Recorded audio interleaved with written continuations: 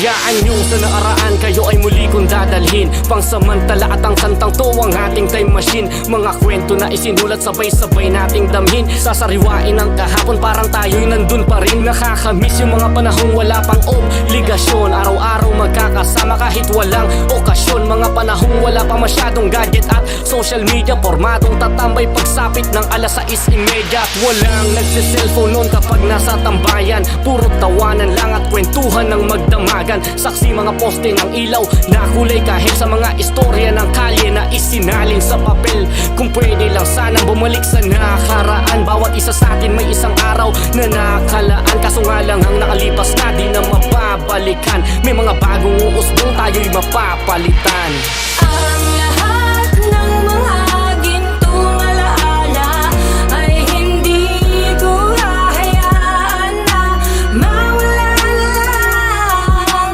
Ito ay parang isang kayamanan at ito ang kwento at buhay sa isang game.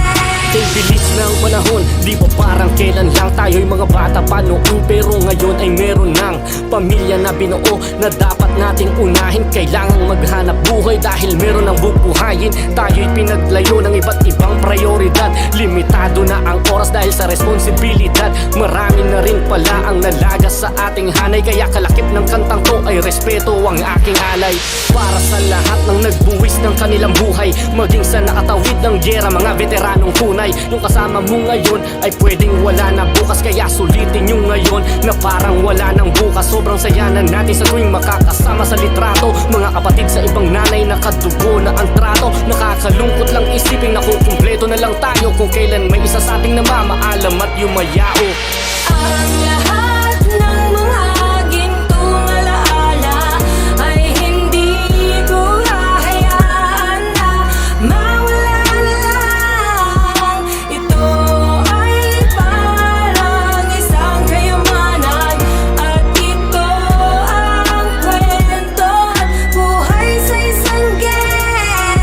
Sobrang layo na ng dati pag kinumpara sa ngayon. Dahil sobrang gulo ng inabutan naming panahon. Mas maigi nang mamatay sa sakit at karamdaman. Basta wag lang sa bala o sa kamay ng mga kalaban. Ilan lamang yan sa mga katagang aking narinig na nagmula sa isang OG. Yan ang madalas bukang bibig. Mga dating sakit sa ulo na talaga namang perwisyo. Ngayon nagkakawang gawa. Yung iba'y nasa serbisyo. Yung iba ay empleyado. Meron ding nagnenegosyo. Yung iba na may ng ibang bansa at dun na umasenso. Meron ding mga nakilala sa iba't ibang larangan. Maging sa musika'y naging matunog kanilang pangalan. May mga professional na kapag tapos ng pag-aaral, may naglilingkod sa Diyos, kanyang salita'y pinangangaral. Di porket miyembro ng gang, wala ng pangarap sa buhay. Ito'y aking sinasapuso't mananatili habang buhay.